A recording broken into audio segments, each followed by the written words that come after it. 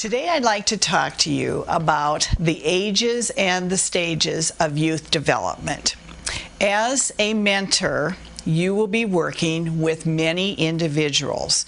You can have a really important role with these individuals as they grow and develop, but starting where that individual is in their development and encouraging them to grow physically, socially, intellectually, and emotionally is part of your volunteer job. So remember that every individual develops differently, and we all are that way. These characteristics of their age groups, though, have implications for you as a volunteer because they may be helpful when you're planning activities. So what I'm going to do today is keep it to 20 minutes, first of all.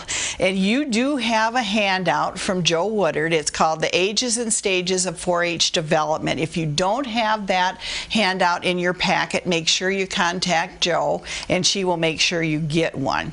Obviously, youth development is the same no matter which group you're in, no matter if you're in Boys and Girls Club, Boys and Girl Scouts, whatever, it is all the same because kids are kids. There are 4 different age groups, and it takes about 10 minutes to go through each one of those age groups. So I'm going to start with the teenagers and work backwards, and we'll see how far we get in this 10 minutes. The early childhood is from 3 to 5 years old, and the middle childhood is from 5 to 9 years old. Our young teens, of course, that's the middle school age, and that's from 8 to 12. I'm going to start with the teens that are from 12 to 18 because that's probably the biggest group of our mentees in the program. So for a 12 to 18-year-old, their characteristics are most have overcome the awkwardness of puberty, but some boys are still growing at a fast pace, and many are concerned, as we all are, of course, with the body image. There's a strong desire for status in their peer group. And really the peer group is the most important to this age group. They're interested in co-educational activities, dating increases. They often want adult leadership roles. They want to belong to a group, but they also want to be recognized as an individual. They reach high levels of abstract thinking at this age, and they start problem solving. And this is where you come in because you can really help them in some of those decision-making processes. They are developing community consciousness and concern for the well-being of others. There's an increase in self-knowledge. Personal philosophies begin to emerge, and they want to tell you what their personal philosophy is, and their parents maybe aren't listening very closely. So this is a good place where a mentor can really help. They need life planning guidance as they are beginning to think about leaving home for college, employment, vocational school, whatever the situation might be. And think back to that time when you were in high school, a senior, ready to leave home. That's a scary time, and it was a scary time for all of us. There's a feeling of inadequacy, and don't we all feel inadequate at times? But this is very common for the teenager. They're gaining independence and developing firm individual identity. Now let's talk a little bit about some of the implications for you as a volunteer mentor. You need to avoid comments like criticize or compare statue size or shape. And, excuse me, maybe their parents are doing that at home. So be careful of doing that. You establish a climate that is conducive to peer support. You allow teens to plan their activities. That's really important because if you have them plan the activities, they will definitely take part in that activity. Provide opportunities for teens to plan programs or plan outings or whatever the case may be. And place emphasis on personal development whenever possible. Put your youth youth into real-life problem-solving situations. For instance, if something happened in the community, then go through that with your teen. Maybe you can help them to make a positive decision the next time they have that opportunity. Allow them to fully discover ideas, make decisions, and evaluate what has happened. Encourage them to do community service and civic projects. This might be a great place where the two of you can do something together in the community. Allow time and plan activities for youth to explore and express their own philosophies so they can tell you what those philosophies might be.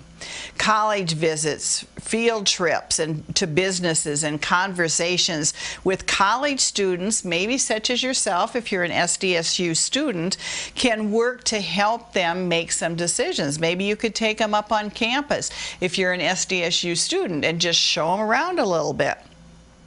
Encourage the youth by helping them to see their positive self-worth. That is extremely important, that they feel good about themselves, as we all want to feel good about ourselves. Give teens responsibility and expect them to follow through. Provide opportunities for the teens to explore their identity and their values and their beliefs. Now let's take a look at, and this again, you will have handouts on all this information, so you don't have to write any notes. Let's take a look at the 40 developmental assets for adolescents that are 12 to 18 years of age. The Search Institute has identified the following building blocks for healthy development, known as the developmental assets, that help young people grow up healthy, caring, and responsible. And what they've done is to develop these assets into support, empowerment, boundaries and expectations, constructive use of time, commitment of learning, positive values, social competencies, and positive identity. So for each one of the age groups, you're going to have a list of these 40 developmental assets. For the ages 12 to 18, they say family support, positive family communication, adult relationships, other adult relationships outside the home, and that is you as the mentor. A caring neighborhood, a caring school climate, parent involvement in schools like PTAs, for instance. Now those are the perfect scenario for the children in that home. As we all know, they don't all have a perfect home. The other part is empowerment. This is the community values youth, and in this community we have the soccer field, we have the ice arena, to show the youth that we are very valued in this community. We use the youth as resources to do community service kinds of programs in this community. We do service to others, and the young people need to feel that this is a safe home, school, and neighborhood. Then under the family boundaries and the school boundaries and the neighborhood boundaries, and you are part of the boundaries because you are an adult role model. So the kinds of things that you do out in the community, these mentees are watching. They have high expectations for themselves, and you have high expectations for them as well. They have creative activities for the young person should spend 3 or more hours per week in lessons and homework and practice in music or theater or other kinds of arts. But as we all know, they probably aren't all in that kind of atmosphere. And for youth programs, under the 40 developmental assets, it says young persons spend 3 or more hours a week in sports, clubs, or organizations in the community. Then they're asking that a young person spend 1 or more hours per week in a religious institution. And time at home, that the young person is out with friends with nothing special to do 2 or fewer hours a week. Obviously, we all know when there's nothing to do, sometimes that spells trouble for the youth in our community. Then we have achievement motivation, school engagement, homework, bonding to the school, reading for pleasure, and they suggest that 3 or more hours per week should be spent in reading for pleasure. Then they're developing into caring, social justice, equality, integrity, honesty, responsibility, and restraint. These are some of the attributes that the youth are developing in this 12 to 18-year-old age. They're also planning, and they're making decisions, and they're becoming interpersonal communicators and competencies. They are noticing the cultural competencies and the cultural differences, the diversities in their lives. Their resistance skills. The young person can resist negative peer pressure and the dangerous situations that they might get into.